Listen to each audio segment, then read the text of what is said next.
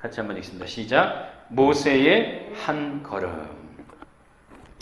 오늘 제목은 모세의 한 걸음 정해봤습니다. 제가 김다현 전도사님께서 지금 산티아고 순례길 걷고 있는 중이라 우리 중등부 아이들 모임을 제가 하고 있어요. 그래서 이 아이들과 어떻게 할까 고민을 하다가 우리 성경 나눔을 그냥 해야 되겠다. 그래서 성경을 한번 처음부터 끝까지 다 읽고, 그리고 아이들에게는 조금 어려울 수 있으니까 제목, 성경의 제목을 한번 읽은 본문의 제목을 한번 정해봐라. 그렇게 얘기했습니다. 그리고 또 하나, 왜 그 제목을 정했는지 이유를 얘기해달라. 그게 사실은 성경 공부입니다. 제목이라고 하는 것은 내가 읽은 본문, 내가 쓴 본문 전체를 한 문장, 한 단어로 다 표현해 줄 수 있는 것. 그것을 요약할 수 있는 능력이 있을 때 제목을 다는 겁니다. 그래서 오늘 제목을, 지난주에도 그렇고 오늘도 제목을 달게 했어요. 그래서 제목을 이렇게 6장 제목을 하나에는 나는 주다. 이렇게 달았습니다. 나는 주다. 왜냐하면 하나님이 나는 주라고 얘기를 많이 하셨대요. 그래서 물어봤어요. 하나님이 너에게 나는 주다라고 말한다면 너는 뭐라고 얘기할 거니? 저는 승엽입니다. 그렇게 대답하겠다고? 그래. 두 번째, 주 이렇게 했습니다. 주. 그래서 물어봤죠. 모세가 하나님을 주라고 했는데 너도 하나님께 주라고 말할 수 있을까? 너의 삶에 하나님을 주라고 말할 수 있겠니? 그랬더니 그렇게 할 수 있을까? 제가 이렇게 의문문으로 물었거든요. 그랬더니 할 수 있어요. 그렇게 대답하더라고요. 그래, 알겠다 그랬죠. 저는 제목을 나는 주다와 저는 말을 못합니다의 대결. 저는 그렇게 제목을 잡았습니다. 그리고 또 하나에는 모세와 하나님과의 말씀, 대화 이렇게 제목을 정했습니다. 모세와 하나님이 지금 계속 얘기하고 있답니다. 그리고 제가 가장 칭찬을 많이 한 제목이 이겁니다. 모세의 사춘기. 6장 제목을 모세의 사춘기로 이렇게 딱 제목을 정했어요. 왜 그렇게 정했냐 그랬더니 모세가 하나님 앞에 계속 못한다고 얘기한대요. 지금까지 성경을 읽고 제목을 목사님도 정했지만, 그리고 많은 사람이 정했지만, 가장 신선한 제목인 것 같다고 칭찬해 줬습니다. 민수가 이렇게 정했습니다. 모세의 사춘기. 제가 칭찬 많이 해줬습니다.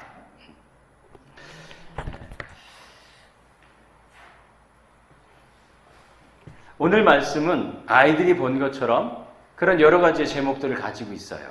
그리고 그 제목대로 각자의 의미를 줍니다. 오늘 이야기의 스토리는 이렇습니다. 하나님께서 말씀하시는 거죠. 모세에게. 모세가 한번 이집트, 애굽 왕 바로에게 가서 한번 면피를 당했거든요. 창피를 당했습니다. 그리고 하나님 앞에 원망도 했습니다. 그래서 하나님께서 말씀하시는 거죠. 나는 주다. 내 이름은 여호와다. 그런데 아브라함과 이삭과 야곱에게는 전능한 하나님으로는 내가 나타났었다. 엘샤다이라고 합니다. 그러나 그들에게 내 이름을 여호와라고는 알려주지 않았다. 그렇게 얘기합니다. 이 말은 좀 생각해 볼 여지가 있습니다. 그러면서 나는 너희를 구원해 줄 사람이다. 사람이 아니라 내가 너희들을 구원해 줄 것이다. 그러니까 가서 전해라. 그런데 모세가 이스라엘 사람들에게도 정했고 바로에게도 전했습니다. 다 안 듣습니다. 내 말을. 그리고 중요한 것, 저는 말을 못합니다. 하나님 앞에 계속해서 그렇게 변명하고 있는 얘기. 이게 6장의 스토리입니다. 큰 줄거리예요. 성경에서 가장 중요한 이름과 설명이 오늘 출애굽기 6장에서 나옵니다. 그것이 바로 여호와라는 이름입니다. 여호와라는 하나님의 이름을 설명해 주는 성경 출애굽기 6장입니다. 그만큼 중요한 장이라는 거죠. 이 하나님 여호와라고 하는, 혹은 야훼라고도 합니다. 이 말씀에 대해서 설명을 하는 신학책들이 여러 권 있는데, 그 책들 가운데 출애굽기 신학 김이곤이라고 하는 신학자가 쓴 출애굽기 신학이라는 책이 있습니다. 거기에서 하나님의 이름이라고 하는 그 이름에 들어있는 세 가지의 사실, 해석이라고도 할 수 있죠. 그것을 이렇게 기록해놨습니다. 첫 번째, 나는 폭력으로 내 백성을 해방시킬 자다. 오, 파격적이지 않습니까? 나는 아브라함, 이삭, 야곱에게 전능의 신으로 엘샤다이로 계시한 자다. 세 번째, 나는 이집트들의 인들의 종살이에서 내 백성을 건져낼 자다. 이 세 가지를 얘기했습니다. 이 세 가지를. 나는 폭력으로 내 백성을 해방시킬 자다.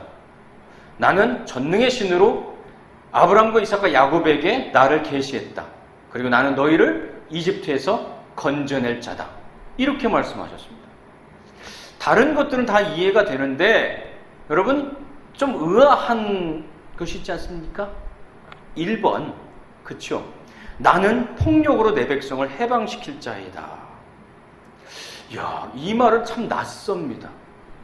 사랑의 하나님, 전능하신 하나님, 긍휼의 하나님, 그런 하나님에 대해서는 많이 우리가 설명을 들었는데 이 신학자가 뭔가 착각한 것 아닌가. 그런데 그는 분명히 말합니다. 나는 폭력으로 내 백성을 해방시킬 자다. 젊은 시절 모세도 폭력으로 이스라엘을 해방시키려고 했습니다. 기억하시죠? 40세 때 애굽의 감독관, 이집트의 감독관을 때려가지고 죽여버렸습니다. 폭력으로 이스라엘을 해방시키려고 했던 사람이 모세입니다. 그러면 모세의 폭력과 하나님의 폭력은 같은 것인가 다른 것인가? 그는 다르다고 얘기합니다. 그래서 우리가 똑같은 단어를 보더라도 그 단어를 어떻게 썼느냐를 보는 것이 필요한 거죠. 모세의 폭력을 히브리어는 마케라고 얘기합니다. 마케. 제가 오늘은 좀 원어를 좀 몇 개 사용하려고 합니다. 이것은 폭력을 말하는데 어떤 폭력이냐? 상해하는 것, 살해하는 것을 목적으로 하는 폭력입니다. 그러나 하나님께서 말하시는 폭력, 강한이라고 하는 단어, 그리고 완고하게 만들다, 바로를 완고하게 만들다라고 하는 그 단어가 폭력이라는 단어입니다. 힘이란 말이라죠. 근데 이 말은 핫자카, 히크샤 이 단어를 썼습니다. 근데 이 말은 무엇이냐? 이스라엘을 구원하겠다라는 하나님의 뜻과 연결되어 있습니다. 그래서 진정한 역사의 통치권자가 누구냐라고 하는 그 말과 이 뜻이 다 있다는 말입니다. 무슨 말인가 하면은 바로가 모세가 찾아가서 내 백성 이스라엘을 내놔라 했을 때 하나님이 그렇게 말씀하십니다. 여호와가 그렇게 얘기했다 그랬잖아요. 그러니까 바로가 뭐라고 하느냐? 여호와가 누군데 그러느냐? 모세한테 네가 뭔데 이스라엘 백성을 내놓으라고 말하느냐? 이렇게 얘기를 했답니다. 네가 감히 누군데? 하나님을 향해서도 그가 누군데? 라고 얘기를 하고 있단 말이에요. 그러니까 바로는 세상의 역사를 주관하는 가장 큰 통수권자로 지금 성경에 나타나고 있습니다. 역사를 주관하는 자로 나타나 있는 거죠. 그래서 그가 누구인데라고 묻고 있는 겁니다. 근데 하나님은 말하는 겁니다. 네가 가지고 있는 힘과 네가 가지고 있는 폭력은 잘못된 폭력이라는 겁니다. 그게 아니라 하나님은 그 폭력을 꺾어내면서 바로의 폭력을 힘을 꺾어내면서 진짜 힘이 진짜 능력자, 진짜 주권자가 누군지 보여주겠다는 겁니다. 거기에 쓰인 것이 하나님의 강함이고 하나님의 폭력이라 이렇게 설명을 하고 있는 겁니다. 그리고 이 폭력은 하나님의 폭력은 이스라엘의 구원과 또 이스라엘을 불쌍히 여기는 하나님의 긍휼과 다 있습니다. 근데 바로의 폭력은 상해하고 죽이고 억압하고 빼앗는 폭력과 다하였습니다. 너희들한테 지푸라기를 주지 않을 거야. 이전처럼 생산량을 맞추지 못하면 때릴 거야. 이게 바로의 폭력이라는 거죠. 그리스도인으로서 우리는 늘 폭력에 대해 거부할 것인가 용인할 것인가 고민하는 지점이 있습니다. 그렇지 않습니까?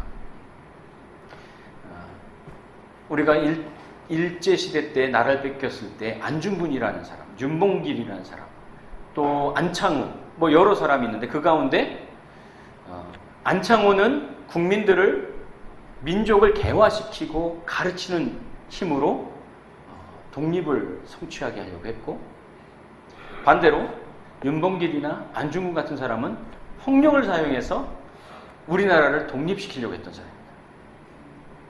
어떤 분과 이렇게 대화하다 보니까 카톨릭에서는 안중근에서를 테러리스트라고 그렇게 얘기하던 시절도 있었다고 얘기하더라고요. 그러니까 이 폭력에 대한 해석이 우리의 역사나 아니면 어떤 인물을 해석하는 데 있어서도 어떤 갈림길이 될 수 있는 겁니다. 그럼 우리는 어떻게 봐야 되느냐? 안중근은 테러리스트인가? 독립투사인가?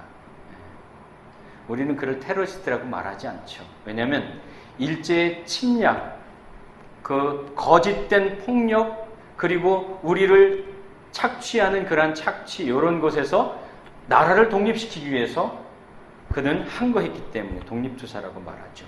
그러니까 우리는 좀 구분해서 보는 겁니다. 그래서 원어를 같이 보는 것이 때로는 도움이 되는 거죠. 하나님은 폭력을 사용하시는가? 성경은 그렇다라고 말합니다. 10가지의 재앙을 하나님은 폭격하듯이 내려붙죠. 그렇다면 그 폭력이 무엇이냐? 첫째는 거짓된 폭력, 상하게 하고 죽이게 하고 그렇게 우리를 살지 못하게 만드는 그 폭력을 꺾는 하나님의 폭력이다. 언어 유희처럼 들리지만 그렇게 말합니다. 거짓된 폭력이 진짜 폭력이 아니라 그것이 거짓이라는 것을 드러내는 것이 하나님의 폭력, 하나님의 힘이라고 말합니다. 세상이 말하는 힘과 강함, 이것은요 살리는 것이 아닙니다. 여러분, 바로가 가지고 있는 힘은 분명히 권력입니다. 힘입니다. 폭력입니다. 근데 그것은 죽이는 겁니다. 그러나 하나님이 사용하시는 폭력은 놀랍게도 하나님을 반대하는 바로에게는 죽이는 것일지 모르지만 하나님의 백성 이스라엘에게는 살리는 것이었다 이 말이죠. 그러니까 구원이라는 거죠. 오늘 이 시대를 사는 우리는 그 하나님의 강함이 거짓된 힘을 꺾는 힘이고 능력이라는 것을 믿으며 살아야 됩니다. 그리고 그것을 우리는 우리의 개인의 삶에서 또한 우리의 이 시대를 살아가는 삶에서 기억하면서 신앙생활을 해야 됩니다. 그것을 오늘 본문에서 보여주는 두 가지를 오늘 함께 살펴보고자 합니다. 첫째, 3절입니다. 나의 이름을 여호와로 그들에게 알리지 않았다. 3절이 그렇게 말합니다. 나의 이름을 여호와로 그들에게 알리지 않았다. 누굽니까 그들이? 아브라함과 이삭과 야곱. 하나님이 그들에게 여호와라는 이름을 알려주지 않았대요. 근데 이 말이 맞는가? 여러분, 창세기 12장에 하나님이 아브라함을 불러내십니다. 그러면서 아들을 주겠다 말씀하시고 또 땅을 주겠다고 약속하셨습니다. 그리고 아브라함이 땅을 얻었는데 땅 한 켠이 뭐냐면 무덤 한 켠 얻었고, 그리고 아들 하나 얻었는데 이삭 얻었고, 제가 그 옛날에 그 기네스북에서 가장 자녀를 많이 낳은 사람이 누군가 그거를 좀 본 적이 있는데요. 정확하게는 기억을 못 하겠습니다. 근데 한 사람이 한 70명 가까이 낳은 것이 기네스북에 올랐고, 어떻게 이렇게 낳았느냐? 쌍둥이 낳고 세 쌍둥이, 네 쌍둥이 막 이렇게 낳은 거예요. 그래서 평생 동안 그렇게 낳았다는 겁니다. 여럿이 낳은 게 아니라 한 사람이. 야, 진짜 대단하다. 사실인지 뭔지 모르겠지만, 여러분, 아브라함이 자손의 약속, 땅에 충만하고 땅에 모래와 같고 바다에 뭐 이렇게 하늘의 별과 같고 그런 약속을 받았으면 최소한 세 쌍둥이, 네 쌍둥이, 다섯 쌍둥이 막 나가지고 한 4, 50명 낳아야 될 거 아닙니까? 딸랑 하나 낳았어요. 이삭. 자기의 힘으로 어떻게 하나 더 낳는데 이스마엘. 천덕꾸러기. 골칫거리. 이스마엘을 더 낳았죠. 여러분, 우리가 정말 신앙인이라고 하는 그런 전제를 내려놓고 보면은 참 약속 구차하고 초라하다. 하나님이 그 약속을 이루신 것이 참 초라하다. 무덤 하나, 그리고 아들 하나. 우리도 살면서 우리의 원대한 기대와 계획, 소원을 갖지 않습니까? 우리의 바램. 근데 하나님의 응답은 실망스럽고 때로는 참 이게 하나님의 응답인가? 구차스럽기도 하고 초라해 보일 때도 있고 하나님께 좀 미안합니다. 이런 말 써서. 우리는 바라잖아요. 큰 성공, 큰 구원, 그냥 즉각적인 치유. 근데 그것이 아닌 지금 이 모습이 전부다 이 말이에요. 저는 목사님들 가운데 참 부러운 분들이 있습니다. 타고난 체력을 가지고 나는 분들이 부럽습니다. 저는 참 부러워요. 왜냐, 제가 그렇지 못해요. 어제도 저희 작은아버지 막내 아들 결혼식이 있어서 제가 홍성에 다녀왔습니다. 와, 멀대요. 근데 갔다 왔는데 밤 10시 반에 들어왔습니다. 언제 나갔냐? 9시 반에 나갔습니다. 아침. 왜 그렇게 늦었냐면요. 점심 2시에 결혼식이었는데 결혼식을 참석하고 뷔페를 먹고 차를 타고 오는데 미식미식한 거예요. 음식이 이상한 거지. 그리고선 졸음쉼터 같은 데 탁 내려가지고 토하기 시작한 겁니다. 막 토하는 겁니다. 계속 토하는 거예요.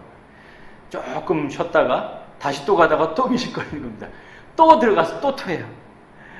나중에 휴게소까지 들어가서 막 또 토하고 위아래로 막 쏟고 그랬습니다. 나중에는 막 얼굴이 이렇게 뜨고 막 팔이 달달달달달 떨리는 겁니다. 죽겠더라고요. 그래서 이제 더 이상 안 되겠다. 응급실을 찾아가지고 저기 원주까지 와가지고 응급실에 찾아 들어갔습니다.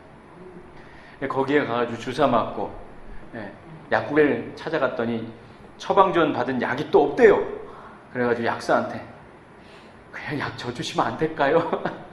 사정을 했더니 불쌍히 여겨가지고 그럼 오시라고 해가지고 또 약을 또 대체해서 또 받아서 먹고 막 혼자 막 기도도 하고 했는데 안 낫더라고요.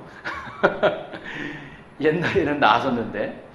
그래서 얼마나 참 죽을 뻔했는지 집에 와서 죽 먹고선 잤습니다.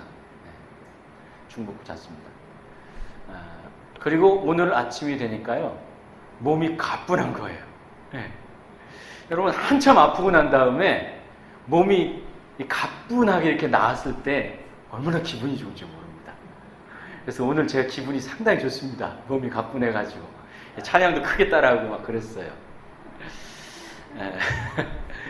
여러분, 우리가 살면서 기도하면 즉각적인 치유가 좀 일어나고 그랬으면 좋겠는데 그렇지 않아요. 저는 몸이 좀 건강하고 진짜 장비처럼 그렇게 좀 강했으면 좋겠습니다. 근데 그렇지를 않더라 이 말이에요. 제가 가지고 있는 이 모습이 전부예요. 이 모습이. 하나님의 응답이 그렇다 이 말이에요.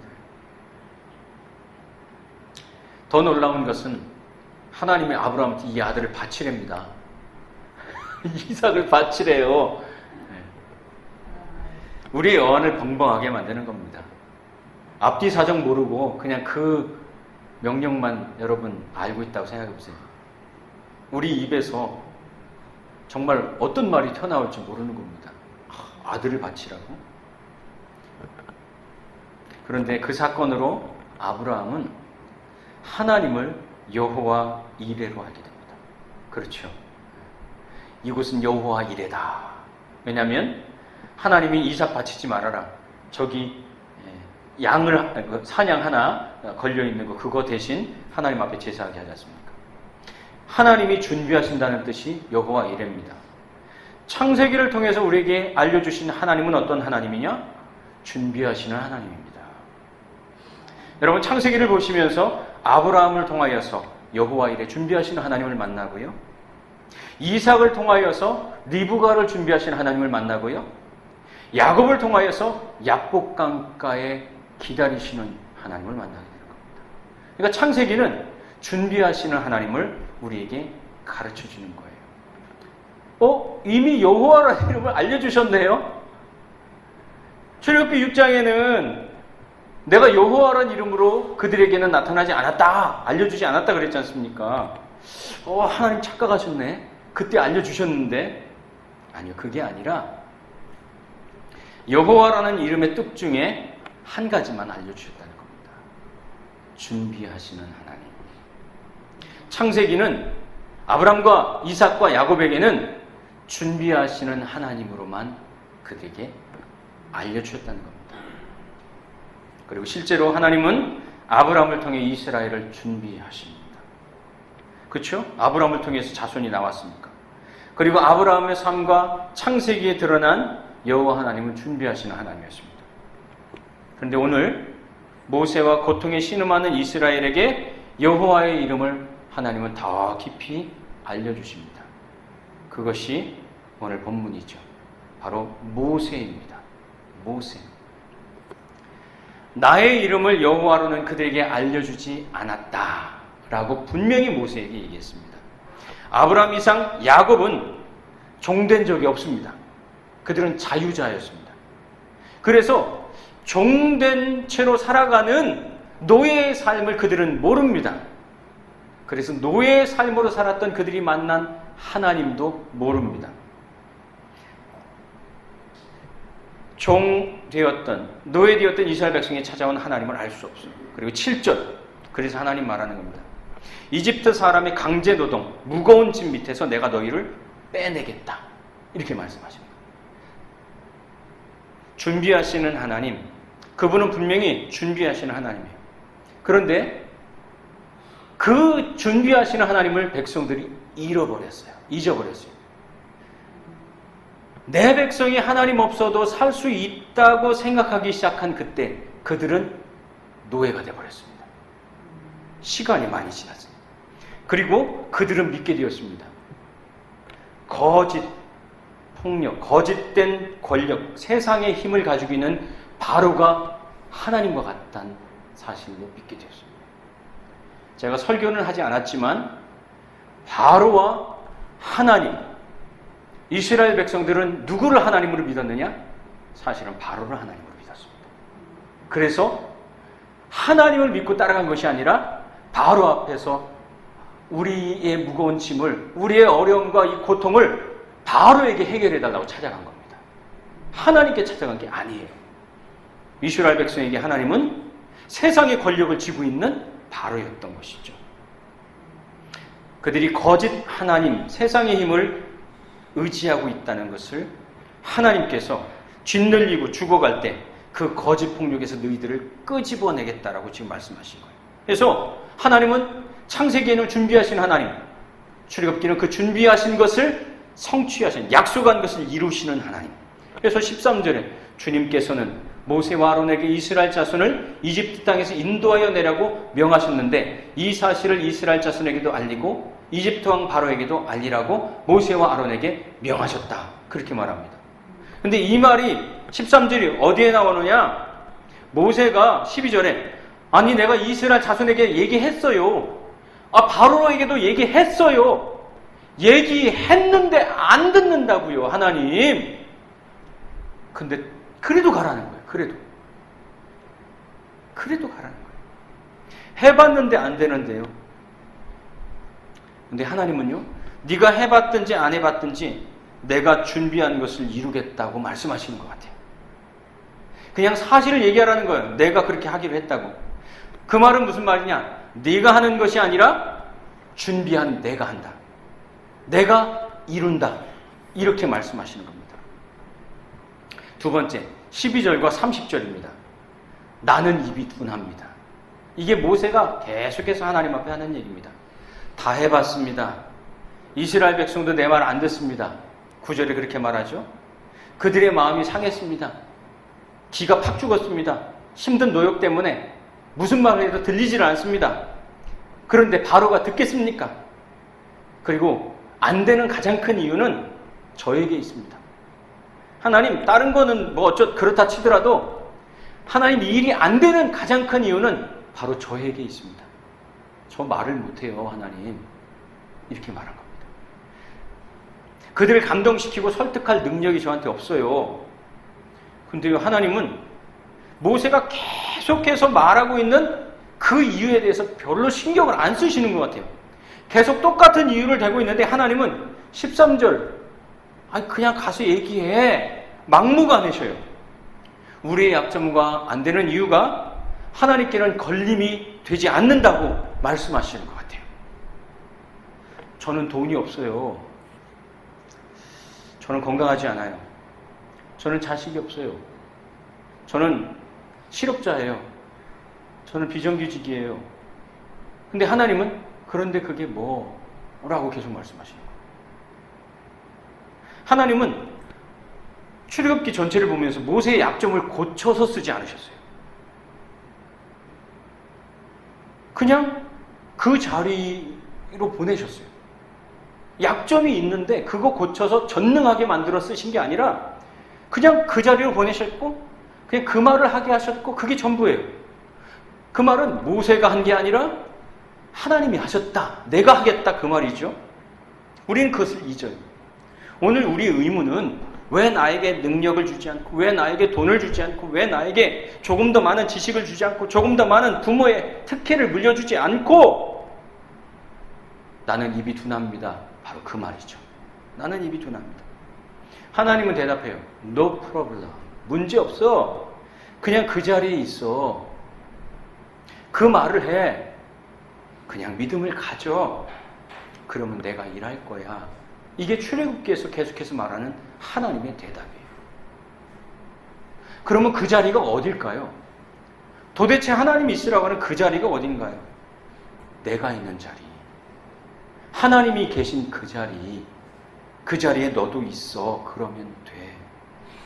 모세는 그 둔한 입을 가지고 다시 투덜거리면서 바로에게 가서 또 거절당하고 또 무시당합니다. 그렇지만 참 놀라운 것은 모세는 또 가라면 또 가요. 저희 성도 가운데 참 어려운 상황 가운데 있는 그런 성도들도 있죠. 그래서 제가 참 마음에 안타까워하는 부분들이 있습니다. 그러다가 제가 문자를 한번 보냈습니다. 이제 믿음으로 삽시다. 자기 힘으로 안 되지 않습니까? 내 힘으로 안 되니까 이제 하나님 의지하고 믿음으로 삽시다. 라고 한번 승부수를 던진 거죠. 했더니 그분이 이렇게 얘기를 하더라고요. 목사님도 좋고 성도님들도 좋고 토요일에는 교회 꼭 가야지 그런 생각을 해요. 근데 주일만 되면 마음이 달라져요. 그렇게 대답을 하더라고요. 그분에게는 그것이 한 걸음입니다. 여전히 인생 전체를 그 한 걸음을 내딛지 않아서 애굽 사람의 무거운 짐 밑에 깔아놓고 있는 거죠. 내 삶의 문제 앞에 깔아놓고 있는 거죠. 우리는 그렇게 변명합니다. 하나님, 나는 말을 잘 못해요. 나는 돈이 없어요. 거기에서 한 걸음을 나가지 않습니다. 어쩌면 모세는 우리가 똑같지만 한 걸음을 나갔기 때문에 하나님 앞에 쓰이지 않았을까 하는 생각도 듭니다. 출애굽기는 하나님의 이름을 알려줍니다. 여호와.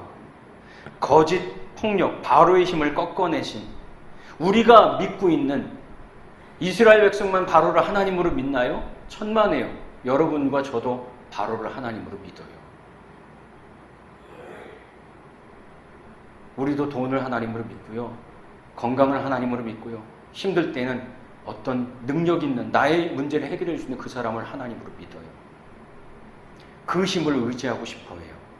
근데 하나님은 그거 거짓된 힘이라고 꺾어내신다는 거예요. 바로가 너무 힘이 셉니다 라고 믿고 속고 있는, 그 안에 나도 들어있는 그 잘못된 힘을, 거짓을 꺾어낸다는 거죠. 고난은 그래서 우리를 괴롭히는 것이 목적이 아니고요, 우리의 거짓을 꺾어내는 것이 목적일 때가 상당히 많습니다.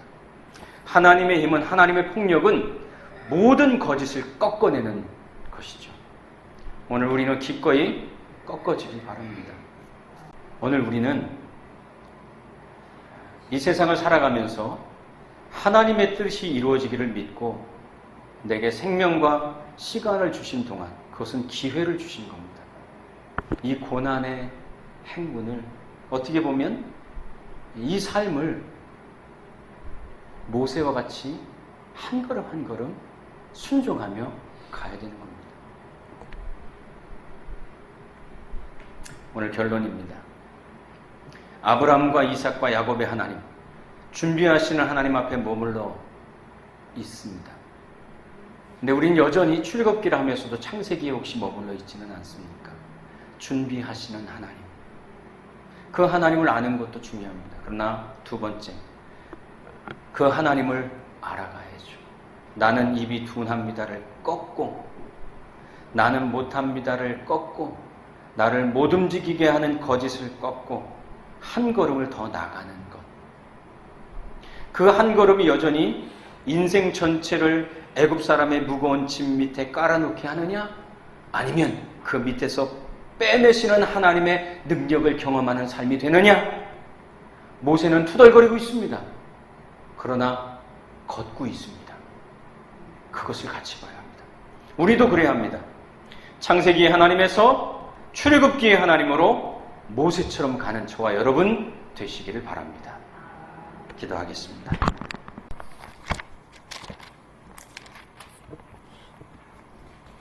출애굽기 7장 13절, 20절, 24절 세 절의 말씀입니다.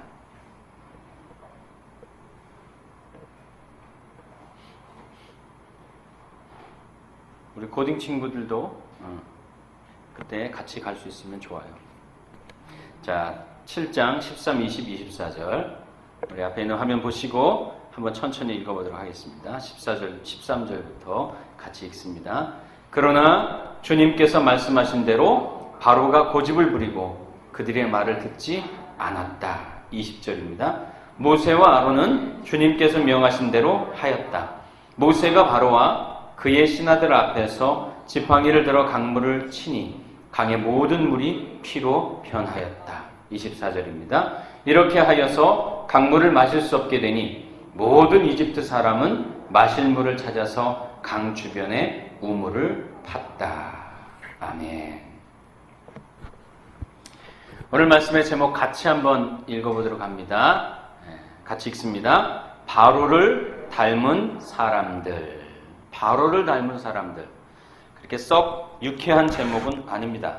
그러나 제가 말씀을 한 주 동안 새벽에 전하고 또 정리하고 제목을 뭐로 할까 고민하다 이 제목으로 했습니다. 바로를 닮은 사람들. 과연 누가 바로를 닮은 사람들일까? 한번 오늘 말씀을 통해서 돌아봤으면 좋겠습니다. 지난주 제목은 모세의 한 걸음이라는 설교 제목이었습니다. 모세의 한 걸음. 모세는 계속해서 나는 입이 둔합니다. 입이 둔합니다. 라고 계속해서 말합니다. 처음 하나님을 만났을 때부터 입이 둔합니다. 라는 말을 했습니다. 어쩌면 입이 둔합니다. 라는 그 말은 어려운 일이 있을 때마다 모세의 입에서 나왔던 말이고 그리고 사실일 수도 있습니다. 그가 왕족의 교육을 받았지만 쫓겨난 40년의 시간 동안 그가 대화할 수 있는 그리고 함께 할 수 있는 사람은 가족밖에 없었습니다. 그리고 양들밖에 없었죠. 양치기였으니까. 그러니 그가 얼마나 많은 어휘력을 가지고 있든 어떤 지식을 가지고 있든 다 굳어지고 사가지고 사라질 수밖에 없습니다. 우리가 책을 읽다가 안 읽으면은요, 그 책의 내용들이나 그 지식들이 계속 남아있는 게 아니에요. 사라지는 겁니다. 그리고 생각의 폭도 점점 좁아지는 겁니다. 그래서 평생을 공부하는 삶을 사는 것이 어쩌면 우리에게 주어진 숙제라고도 할 수 있습니다. 내 손에 책이 주어져 있고 떨어지지 않는 삶, 그게 필요합니다. 모세는 그렇게 아마 점점점 쫄아들었을 겁니다. 작아졌을 거라 이 말이죠. 그러나 모세는 그 말을 하면서도 오늘 읽었던 말씀 중에 하나 나온 말씀처럼 바로는 그렇게 명하신 대로 하였다, 그렇게 되어 있습니다. 나는 입이 둔합니다라는 말은 어쩌면 나를 못 움직이게 하는 거짓입니다. 왜 거짓이냐? 하나님은 모세에게 기적을 일으켜라, 놀라운 능력을 나타내라, 그렇게 하신 것이 아니라 지팡이를 들고 가서 이야기하라고 하셨습니다.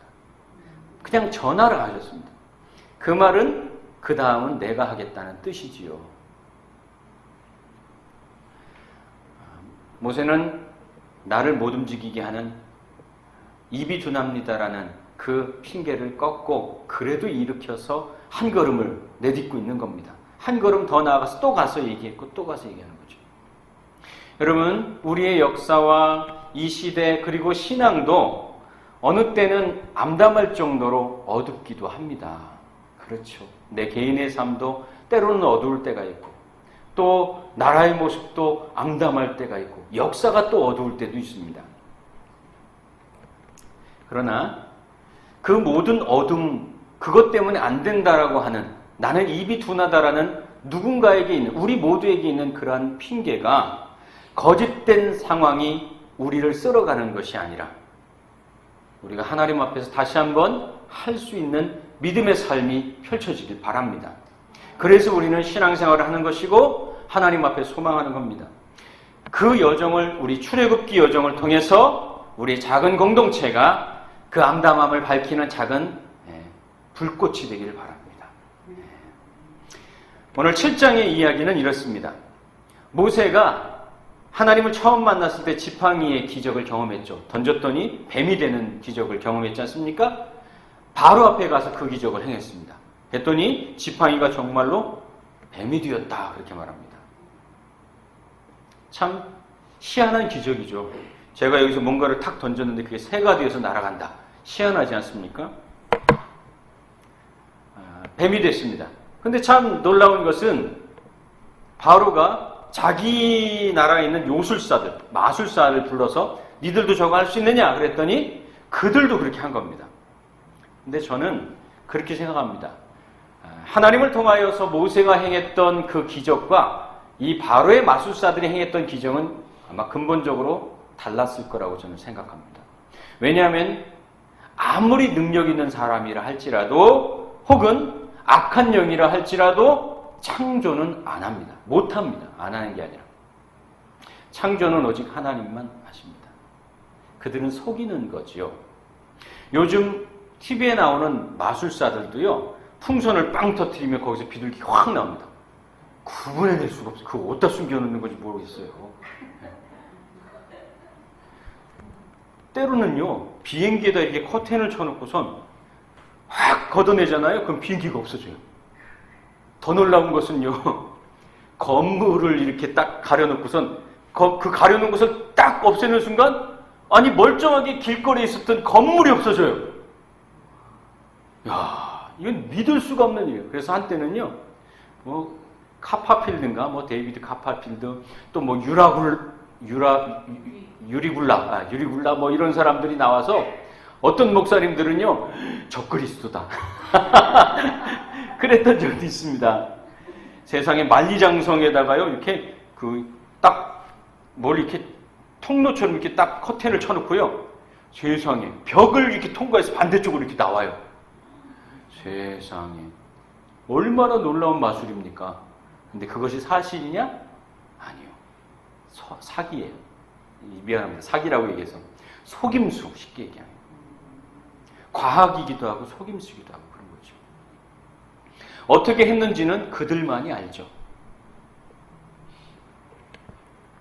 바로 이 애굽의 마술사들이 행했던 마술도 그와 비슷한 거라고 저는 생각을 합니다. 두 번째, 나일강을 피로 만드는 첫 번째, 열 재앙 가운데 첫 번째 재앙이 시작됩니다. 근데 그것도 그대로 따라합니다. 물을 갖다가 이게 탁 해가지고 어떻게 탁 하니까 갑자기 싹 하고 피로 변하는 거죠. 근데 그것도 마술로 가능해요, 사실은. 그렇게 했다 이 말입니다. 그러자 그것을 보고 바로가 마음이 완악해졌다 이 말이에요. 별거 아니네. 별거 아니네. 그렇지 않습니까?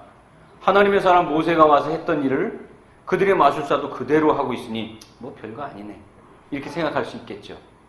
관심도 가지지 않았고 바로는 그 자리를 떠나갔다. 그렇게 기록하고 있습니다.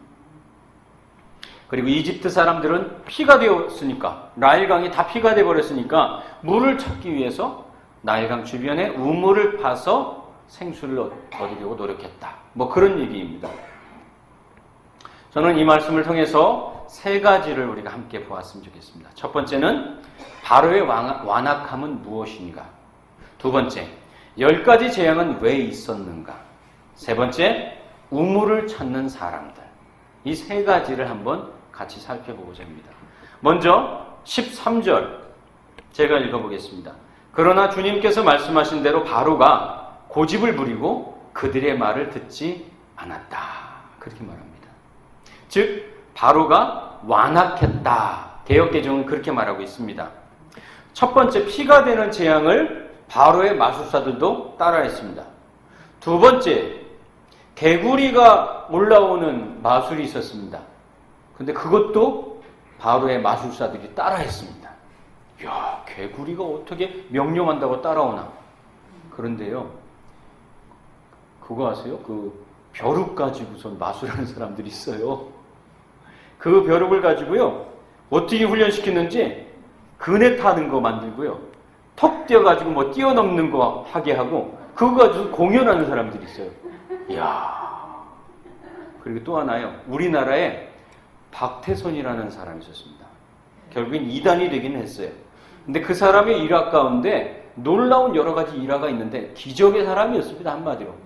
근데 그 사람이 밭에 가서 수박밭이라고 하든지 뭐 무슨 밭인지 정확하게 기억이 안 나는데 제가 듣기로는 수박밭이라고 들었습니다. 거기 가서 하고선 휘파람을 싹 부니까 사방에서 뱀이 쫙 몰려 나오더랍니다. 그리고 그 뱀을 보고선 탁 하니까 뱀들이 그 자리에서 탁탁 하고 끓어 다 죽어버렸답니다. 이야, 참 놀라운 일이죠. 실제로 그런 일들이 있었다고 얘기를 합니다. 예. 그러니 뭐 바로의 마술사들도 어쨌든 따라할 수 있었겠죠. 그것을 본 바로의 반응이 중요합니다. 한마디로 완악했다, 그렇게 얘기합니다. 듣지 않았다. 오늘 세번역 성경 그렇게 말합니다. 듣지 않았다. 그것을 본 바로가 완악함을 버리지 않았다. 왜 그랬을까요? 왜 그랬을까? 왜 바로는 그 기적을 보고 완악해졌을까? 제가 곰곰이 생각해 보니 충분히 그럴 수 있었겠다. 그런 마음이 들었습니다. 왜냐하면 자기에게 속해 있는 마술사들도 그대로 했으니까요. 별거 아니지 않습니까? 똑같이 했으니까, 똑같이. 여러분도 그렇잖아요. 하나님의 기적입니다 하고서 확 했는데 에이, 그거 나도 할 수 있어요 하고선 어떤 사람이 와가지고 그대로 이렇게 하는 겁니다. 그러면 아이고, 뭐 그 하나님만 할 수 있는 게 아니구만. 그러지 않았겠습니까? 하나님을 흉내내고 있는 바로. 아니, 더 정확하게 얘기하면 하나님 노릇을 하고 있는 바로였기 때문에 그렇습니다. 지금 바로는 하나님 노릇을 하고 있는 겁니다. 바로는 듣지 않는 사람이었습니다. 그냥 그렇게 하라고 명령하고 말하는 사람이었습니다. 말하는 분이 누굽니까? 하나님이죠. 여러분, 창조 이야기를 기억하십니까? 그곳에서 말하는 분이 하나님입니다. 오직 하나님만 말하십니다. 그 후에 사람을 창조하시고 사람들에게 무엇을 해라 얘기하긴 하셨지만 하나님은 말하는 분입니다. 이스라엘에게도 말하는 분입니다. 오늘 우리에게도 말씀하시는 분입니다. 그런데 하나님은 말하기 위해서 먼저 듣는 분이십니다. 이스라엘의 출애굽의 사건이 촉발된 것이 언제입니까? 이스라엘 백성이 탄식하고 울부짖은 것을 하나님이 들으셨다에서부터 촉발되었습니다. 하나님은 말하기 위해서 들으시는 분입니다. 지금 하나님이 말하여서 어떤 기적들을 모세를 통해 일으켰는데 바로도 역시 하나님과 똑같이 자기의 마술사들에게 말하고 있습니다. 그리고 믿지 않고 있습니다. 제가 지난주에 그 성경 묵상법이라고 하는 출판할 책, 한 교수님이 그 책을 출판하기 위해서 원고를 저에게 보내주셨어요. 퇴고를 해달라고. 그래서 그 책을 이제 다 퇴고를 해서 보냈습니다. 보내주었어요. 거기에 제 이름이 들어갈 겁니다. 그런데 그 책의 내용을 읽으면서 제 마음에 오늘 말씀에 꼭 해주었으면 좋겠다 하는 그런 내용이 하나 있었습니다.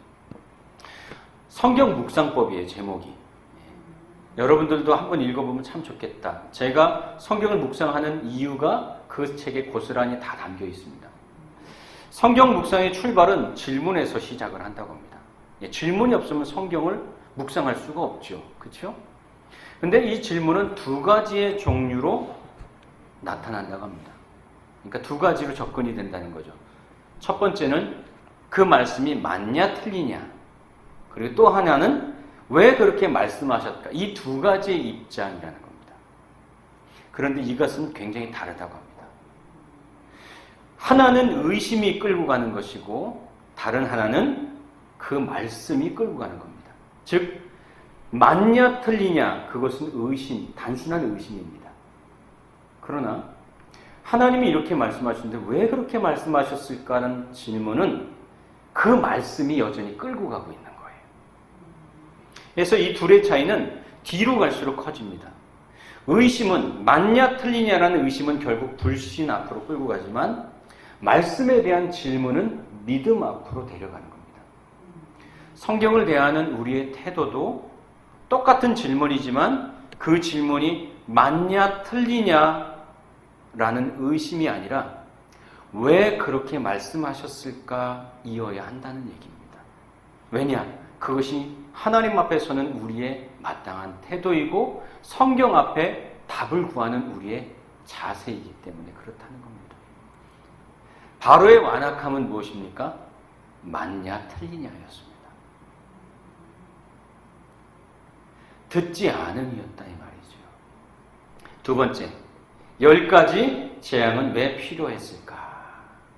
성환아, 10가지 재앙은 왜 필요했을까? 20절입니다. 모세와 아론은 주님께서 명하신 대로 하였다.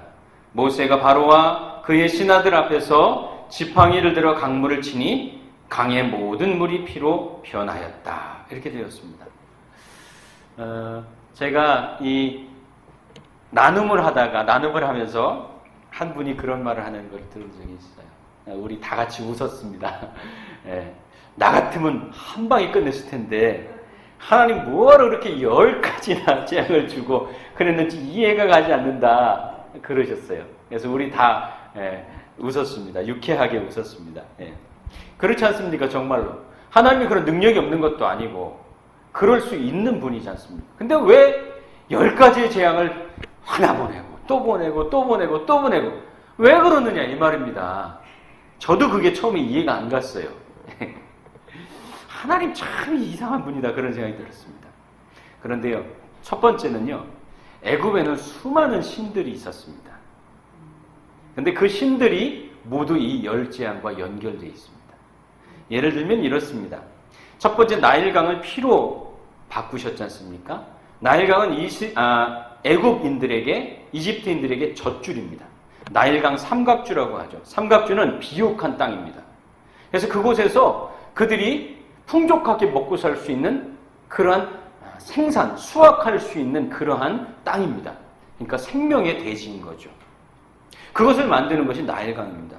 그래서 그 나일강의 신을 크놈과 하피라고 했습니다. 그들이 그렇게 나일강 신을 믿었습니다.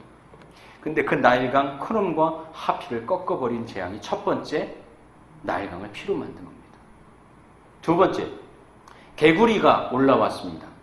개구리는 다산의 신을 상징합니다. 개구리가 알을 낳을 때 엄청나게 낳지 않습니까? 다산을 상징합니다. 그래서 헤케트라고 합니다. 헤케트 신. 그 두 번째 개구리, 이 다산의 신이 그들을 올라와서 그들을 괴롭힙니다. 그리고 와서 싹 죽어버리지 않습니까? 두 번째 애굽의 신을 깨뜨려 버렸습니다. 세 번째 이가 땅에서 올라옵니다. 게부입니다. 게부신. 그걸 땅의 신이라고 해야 합니다.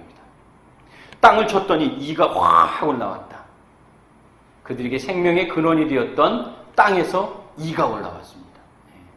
바로 그것을 꺾어버렸습니다. 하나님은 그 애굽의 신들을 하나씩 하나씩 꺾어내고 있습니다. 그렇다면 하나님이 그 우상을 꺾어서 하나님이 얻고자 하는 것은 도대체 무엇일까? 저는 처음에 바로가 변하기를 원했다라고 한번 생각해 보았습니다.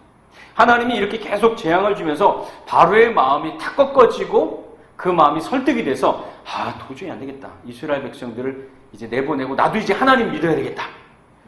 얼마나 아름다운 스토리입니까? 근데 바로는 변하지 않습니다. 어거지로 그들을 내보냅니다.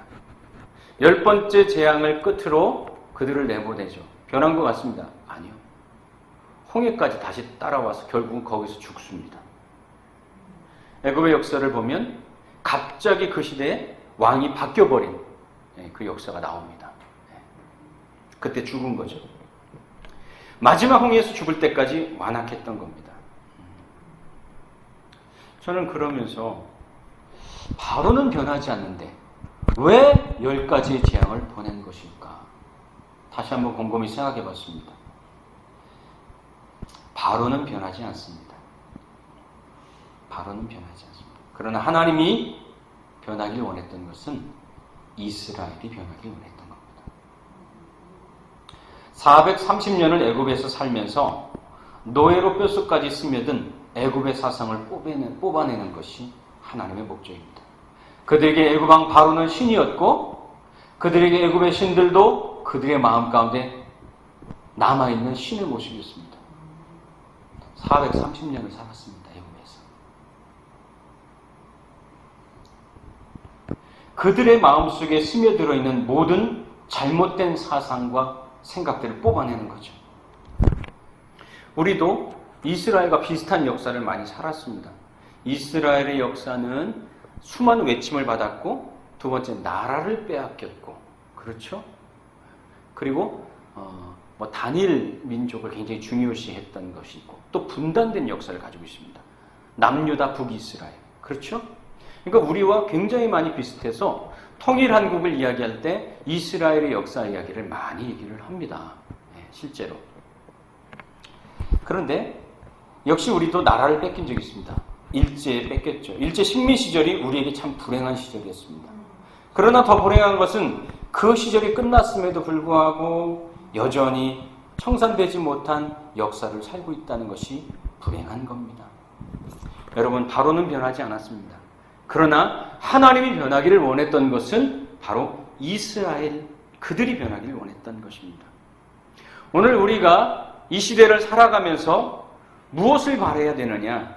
우리의 삶이 이 이스라엘이 애굽에서 430년 동안 살면서 그들 속에 뿌리 내리고 있는 잡초와 같은 정리되지 않았던 그러한 것들이 우리 안에 뽑혀지고 정리되고 새로워지고 그리고 올바른 기준이 되신 예수 그리스도를 붙드는 삶으로 우리가 변화되기를 소망해야 되는 것입니다. 하나님이 10가지 재앙을 이스라엘에게, 아니 애굽에게 보냈던 이유는 이스라엘 백성이 변하기를 원하시는 것이에요. 마찬가지로 우리의 삶에도 그러한 하나님의 뜻이 있는 겁니다. 세 번째, 우물을 파는 사람들입니다. 24절에 보니까요, 나일강이 전부 다 피로 변하니까 이집트 사람들이 물을 찾아 나서기 시작합니다. 이렇게 해서 강물을 마실 수 없게 되니 모든 이집트 사람은 마실 물을 찾아서 강 주변에 우물을 팠다. 그렇게 얘기했습니다. 우물을 파는 사람들, 나일강이 피로 변했으니 살기 위해서 우물을 파야 되죠. 살기 위한 노력입니다. 여러분, 물 없이는 살 수가 없어요. 물 없이는 살 수가 없어요. 당연한 것이고 살기 위한 몸부림이고 그것을 비판할 사람은 아무도 없습니다. 하지만 그것으로 충분한가를 생각해 보았을 때 우리는 충분하지 않다고 말할 수밖에 없습니다. 무슨 말이냐? 우물을 파는 것은 살기 위한 노력입니다. 우리도 우물을 파며 삽니다. 여러분도 우물 파며 살잖아요. 나라를 지키기 위해서, 직장에서 잘리지 않기 위해서, 먹고 살기 위해서, 가정을 지키기 위해서, 건강을 지키기 위해서, 자녀를 지키기 위해서 우물을 파며 살잖아요. 열심히 살잖아요. 피눈물 나게 열심으로 살잖아요. 그렇죠? 돈을 벌기 위해서 우리는 우물을 팝니다. 그래서 우물을 파며 사는 것은 고귀한 거예요. 꼭 필요한 거예요. 그러나 그것이 충분하냐라고 물었을 때 우리는 충분하다고 말할 수 없는 거예요. 제가 아까 중등부 아이들 또 우리 고등부 아이들 기회가 되면 독도를 보내주고 싶다 그렇게 얘기를 했습니다. 그 아이들의 삶 가운데 그 땅을 밟으면서 무엇인가를 또 다른 것을 더 큰 것을 바라볼 수 있기를 바라는 마음이 생겼기 때문에 그렇습니다.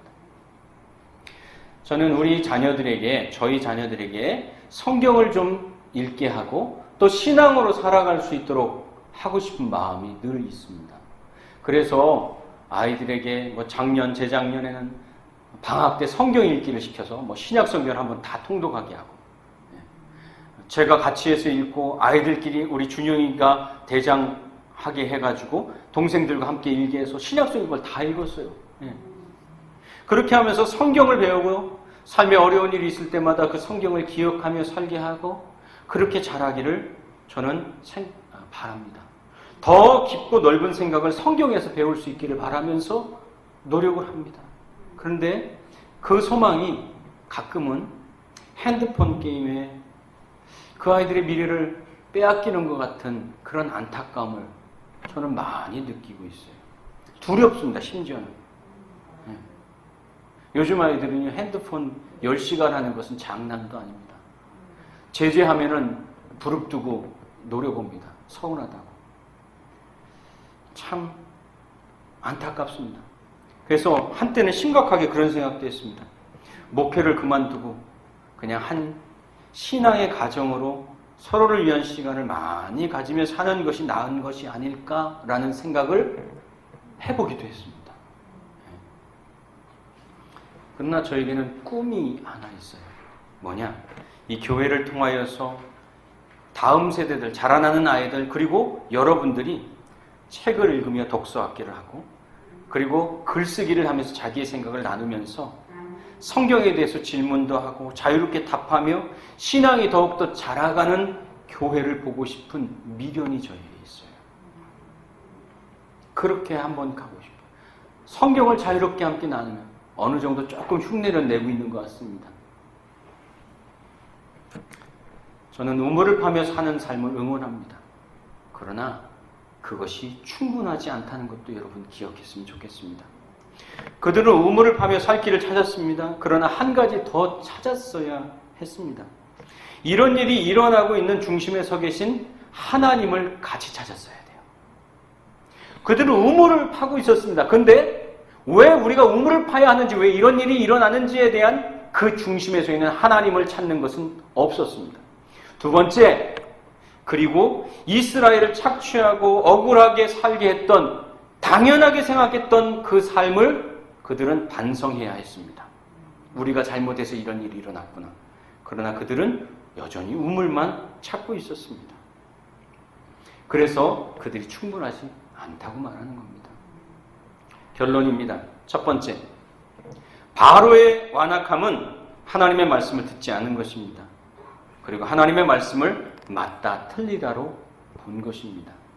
저는 그것을 완악함이라, 하나님의 말씀을 듣고 맞다 틀리다가 아니라 왜 그렇게 말씀하셨을까를 묻는 우리가 되기를 바랍니다. 만약 바로가 그렇게 물었다면, 왜 그렇게 말씀하셨을까라고 물었다면 저는 역사가 바뀌었을 거라고 생각합니다. 바로는 그렇게 묻지 않았습니다. 왜 그렇게 말씀하셨을까는 우리의 이성을 앞서는, 우리의 지식을 앞서는 하나님 앞에 선 인간의 마지막 가져야 할 겸허한 태도이기 때문에 그래요. 두 번째, 10가지 재앙은 바로를 위한 것이 아니었습니다. 바로는 변하지 않습니다. 이스라엘 백성을 위한 것입니다. 바로는 듣지도 않고 변하지도 않았어요. 어쩌면 우리는 모세와 내 모습을 겹쳐보는 것을 좋아합니다. 그러나 사실 내 모습을 겹쳐보아야 될 더 정확한 대상은 어쩌면 바로일지도 모르겠습니다. 주님은 우리가 변화되기를 원하십니다. 어제보다 더 나은 사회인, 아버지, 어머니, 자녀 그리고 그리스도인으로 살기를 원하시는 거죠. 나는 여전히 변화되고 성장하기를 원하는가? 믿음의 주여 온전케 하시는 예수를 바라보시는 저와 여러분 되길 바랍니다. 세 번째, 우리는 우물을 파며 살 길을 찾습니다. 그러나 그것으로 충분하지 않습니다. 저도 먹고 살기 위해서 일하고 여러분도 먹고 살기 위해서 일합니다. 그러나 아무리 열심히 우물을 판다 해도 그것으로 충분한 것이 아닙니다. 최선을 다하는 열심히 사는 것 귀하지만 충분하지 않습니다. 우물을 파며 물을 찾듯이 성경을 살피며 하나님을 찾기를 바랍니다. 지금의 내 모습과 내 성격이 완벽하다고 믿는다면 나는 잘못이 없고 그냥 어쨌든 저 사람이 잘못된 거야 라고 여전히 생각하고 있고 나는 변할 생각이 없다라고 한다면 그것은 바로와 무엇이 다르겠습니까? 지금 이 시대의 문제는요, 미안합니다. 정치 얘기 조금 해서 진영의 문제가 아닙니다. 그게 아니라 서로 안 듣는 것이 이 시대의 문제입니다. 안 들어요. 안 들어요. 보수가 얘기하는 말에 틀린 말도 있겠지만 맞는 말도 있겠죠. 진보가 얘기하는 말에 틀린 말도 있겠지만 맞는 말이 있을 겁니다. 근데 서로 안 듣는 겁니다. 그만큼 우리는 분열되어 있습니다. 바로가 되어가고 있는 거죠. 듣지 않고 말하기만 한다면 이미 굳어진 겁니다. 하나님의 말씀을 듣고 여전히 변해야 할 내 모습을 안타까워하며 주님 오시는 그날까지 새로워지기를 한 걸음 한 걸음 걸어가는 저와 여러분 되길 간절히 바랍니다.